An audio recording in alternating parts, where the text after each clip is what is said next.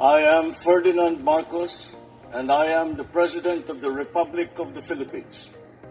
I stand today on behalf of 110 million Filipinos.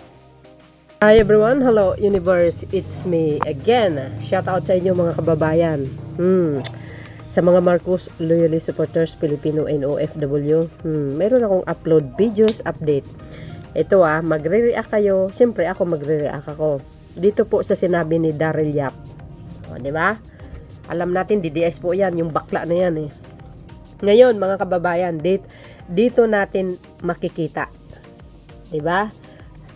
Nasabi ko po yan, isa sa mga video ko. Si Sara, nagpahayag siya, tatakbo sa pagkapangulo 2028. Anong sinabi ko sa mga nagdaan video ko?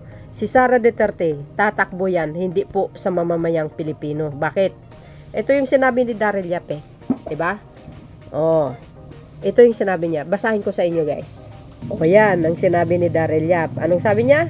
Daryl Yap, kay BP Sara, iganti mo kami. Tapusin mo sila. Sinong sila? Sinong tatapusin mo? Oh. Di tama din yung sinabi ko. Tatakbo si Sara Duterte, hindi po sa mamamayang Pilipino. Tatakbo yan para gumanti.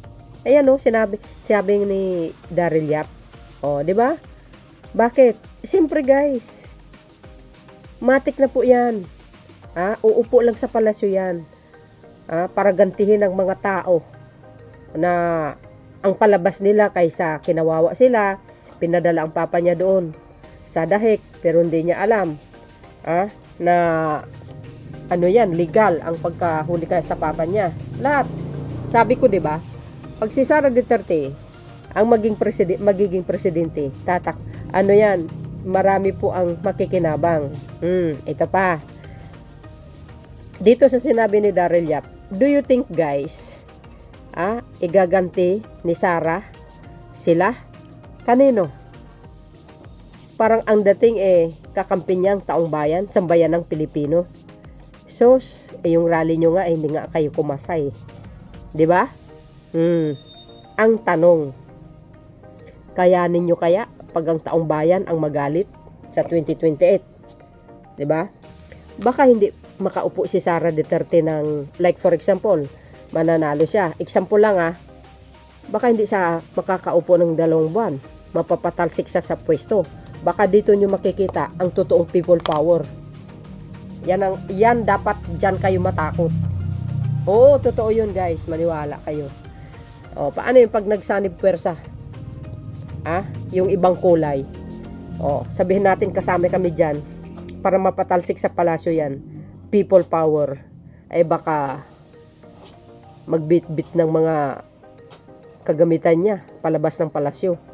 You will see. Diba? Ngayon at alam namin, kaya pala sa uupo para igaganti. Para gaganti si Sara. Kanino siya gumanti? 'Di ba? Sino ba ang nanggugulo sa pamahalaan? 'Di ba kayo? Sino ba nagsabi na BBM resign? 'Di ba mga DDS? Himbis tumulong. Walang kasalanan sa inyo si Pangulong Marcos Jr. Kayo ang may kasalanan. Kayo ang kuda ng kuda sa social media kaya. 'Di ba? Si PBBM mabait. Ni minsan hindi pa kayo nakarinig ng masamang salita. Kayo, magaling kayo kung makapagsalita. Ay di titingnan natin sa 2028. Ayan pa sinabi niya. Suporta din ng direktor si Daryl Yap si Sara Duterte matapos inansyo na nahuli sa kanyang desisyong tumakbo sa pagkapangulo ng Pilipinas sa eleksyon 2028. Sa isang press briefing dito Miyerkules, February 18, sinabi ni Duterte tatakbo siya bilang pangulo. Ako'y si Sara Duterte takbo bilang pangulo ng Pilipinas. Wow, parang ang datingan 5 months before the election. Anunsyo na kaagad atat na atat. Grabe. Sabi ko sa inyo guys, pag ito, like for example, pag nakaupo ito, maraming makikinabang dito. Siyempre, alam nyo naman yun, di ba? Pero ang tanong, makakaupo kaya siya ng matagalan sa palasyo? Pag nag-aklas ang taong bayan laban kay Sara Duterte? Titingnan na lang natin. Di ba? Dapat doon kayo matakot. Pag ang sambayan ng Pilipino ay lumabas at mag people power, matik yan. matatanggal sa pwesto yan. Sa isang Facebook post, nagpahayag ng suporta si Yap kay Duterte. Kaakibat ang kopya ng talumpati ng Vice Presidente, mahal ka ng bayan. Iganti mo kami, tapusin mo sila, Inday, Sara Duterte. Ito, itong sinasabi ni Daryl Yap. Alam nyo bang pag masama ang hangarin mo? Sa totoo lang, do you think allowed ng Diyos yan? Of course not. Masama yung hangarin mo eh. Hindi po sa taong bayan. Ang pagtaktakbo mo. No. Para lang po sa sariling interes. Yun lang yun, guys. Diba? Ganun lang kasimple yun eh. O, yung mga DDS, tuwang-tuwa. Pero hindi rin nila maisip kung ano ang magiging kalalabasan if ever mananalo si Sara Duterte. Hindi sila natatakot sa maaring mag-aaklas ang taong bayan laban kay Sara Duterte? Dapat, 'di ba? Mahal ka ng bayan. Ay, hindi kami kasama diyan. Kayo lang mga DDS, 'di ba? Kami hindi. No. Kayo. Hindi kasama diyan ang majority. Kayo lang. Kaya sabi ko, titingnan na lang natin sa Kalye Survey. 'Di ba? Kaya mag-ingat kayo. Mamaya mga ibang politician, di naman siguro lahat, mamaya nadadala kayo sa bayaran, mga flying boaters na boat buying, ganun. Hindi nawawala yan, di ba? Sila. Di ba? Anong ibig mo sabihin? Parang ang ibig sabihin para sa akin lang, patayin mo sila, ganun.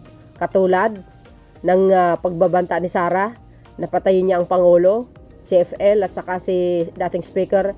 Titingnan natin kung kakasayan. Yung mga plano nyo ganyan, igaganti mo kami. Ayan sabi niya Daryl Yap, iganti mo kami, tapusin mo sila. Talaga lang. Sige lang, tingnan nga natin. Sabi ko nga guys, pag mayroon kang hangarin na masama sa kapwa mo, hindi ka mananalo. Mark my word. Totoo yan. Kayo, mga kababayan, ano ang kapalagayan nyo dito sa sinabi ni Daryl Yap? Wow, matindi gaganti pala kaya pala tatakbo si Sara para gaganti.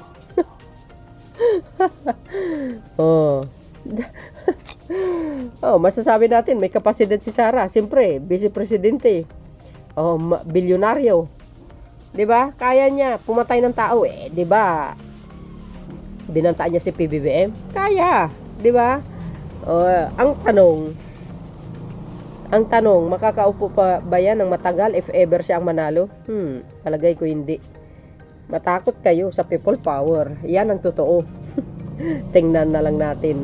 Sigurado yan. May sanib persa talaga dyan. Yun mga kababayan.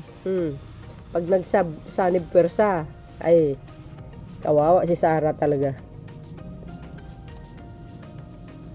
Sabi ng mga nagko-comment. Ayan kabahan na ang mga kalaban. Kabahan na ang bayan. Hakot na naman sa kaba ng bayan. Sabi pa dito, God is watching. Kung masama ang harin mo, sure, yan hindi ka mananalo. Sirang ulong bakla. Agay, damay na. Na naman ang bayan. Of course, exempted ako sa bayan na yan. Agay. Ito pa. Kaya mga DDS, the design is very DDS, trademark talaga nila ang magiganti sa sariling kahunghangan nila. Binuto nila ang unit team until nahati yung group nila into two, the team kadiliman at team kasamaan. Walang, sa mga Marcos Loyalists, walang kasamaan or maitim, mga dutai lang. Hindi na kami kasali dyan. Gusto lang ni Daryl Yap mapalaya si Lala Soto, MTRCB para magpalabas na yung Pepsi Paloma. Pangit kasi yung pelikula mo Baka nakakulong ka na sa 2028 direct. Yun. Tatakbo para sa bayan, tatakbo pa rin maghiganti. Ganun lang naman, di ba? Sos Mario Joseph, na nakawin ng pera para sa gumanti. Kung yung confidential fund nga, hindi niya kayang paliwanag baka bilyon-bilyon, 'di ba? Bayan ng mediocrity. Ang iba nagmumura na. Ang iba nasusuka. Putik. O, ayan na guys ha. Ngayon alam nyo na. Kung bakit tatakbo si Sara Duterte. O, ayan mga kababayan, alam nyo na kung bakit tatakbo si Sara Duterte. O, para gumante. O, ayan o. So yun guys ang aking pinaka-latest updates. Kayo na pong balang magkomento. See you again on my next upload guys. Don't forget to like and follow me. Siyempre, kaya nga natin i-share ito para mas maaga ma-inform ang taong bayan kung ano po ang totoong balak nila. 'Di ba? Oh, dapat nga tumulong na lang sila kasi ang aga-aga pa ngayon, sino ang totoong namumulitika? Di ba si Sara Duterte? Kaaga-aga, inunahan niya. Well, let's see guys. Hindi pa tapos ang impeachment. Hintayin natin yan. Tingnan nga natin. So yun mga kababayan, thank you guys for watching. See you again on my next upload. Bye bye bye and bagus. God bless Philippines. Bye everyone. Bye guys.